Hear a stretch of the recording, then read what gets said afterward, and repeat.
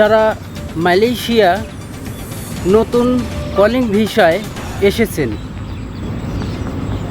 এবং মালয়েশিয়া আসার পর যে কোম্পানিতে আসিছেন, কোম্পানিতে কাজ কম এবং ওভারটাইম কম। হয়তো আপনারা ভাবছেন যে এই কোম্পানিতে থাকবো না, অন্য কোথাও যে কাজ করব, তাহলে তাদের কি হবে? থাকছে বিস্তারিত। আসসালামু আলাইকুম সম্মানিত দর্শক, আপনারা সবাই কেমন আছেন? আশা করি নিশ্চয়ই ভালো আছেন। আলহামদুলিল্লাহ, আমিও ভালো আছি। আমি কামরুল, মালয়েশিয়া প্রাগ ডিস্ট্রিক্ট থেকে বলছি। আপনারা এই মুহূর্তে দেশ এবং প্রবাস থেকে যে যেখান থেকে আমার এই ভিডিও দেখছেন, সবাইকে অসংখ্য ধন্যবাদ। ওকে, মালয়েশিয়া থেকে এক ভাই আমাকে কমেন্টসে জানিয়েছেন, ভাই দালাল আমাকে বলেছিল আমার হাতে পাসপোর্ট দিবে, এখন এখানে এসে দেখি ডাইরেক্ট কোম্পানি। ভাই কোম্পানির অবস্থা খুবই খারাপ, কোম্পানির অবস্থা খুব একটা ভালো নেই।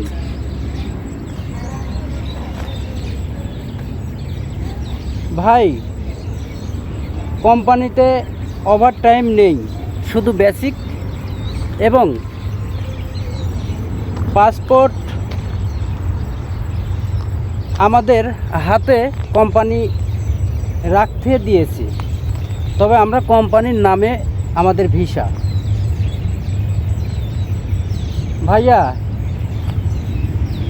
এখন কি আমি এখান থেকে অন্য কোথাও যে কাজ করতে পারবো কি? প্লিজ ভাইয়া হেল্প অবশ্যই জানাবেন।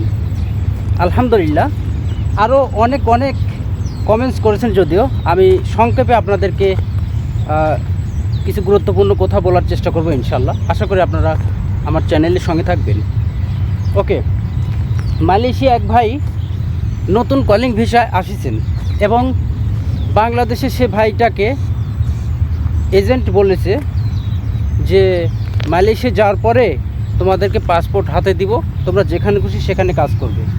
কিন্তু সে ভাইটা মালয়েশিয়া এসে দেখে যে ডাইরেক্ট কোম্পানি, মানে অরিজিনাল কোম্পানিতে আসিছে। তো অরিজিনাল কোম্পানি ভালো।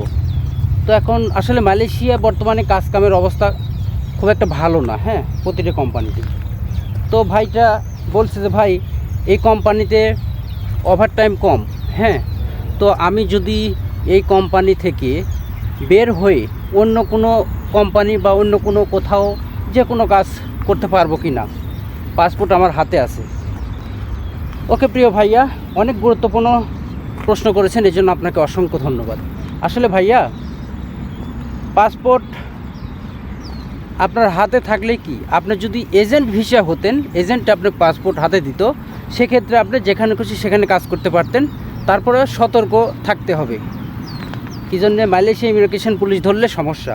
আর যেহেতু আপনি ডাইরেক্ট কোম্পানি অর্থাৎ অরিজিনাল কোম্পানিতে আপনি আসিছেন, কোম্পানির হয়তো কোনো সমস্যার কারণে বা যে কোনো কারণে হয়তো পাসপোর্টটা আপনাদের কাছে আপাতত রাখতে দিয়েছে কোম্পানি।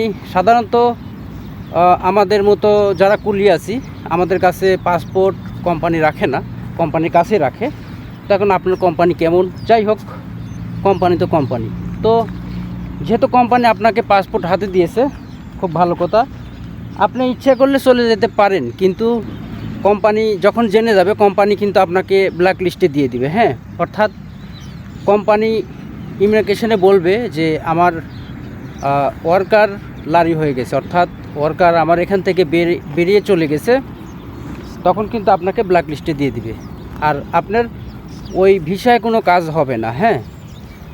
তো আমি বলবো যে ভাইয়া আপনি কোম্পানি থেকে না যাওয়াই ভালো, হ্যাঁ। কোম্পানি থেকে চলে গেলে কি আপনি অবৈধ হয়ে যাবেন, হ্যাঁ, ওই ভিসা কাজে লাগবে না।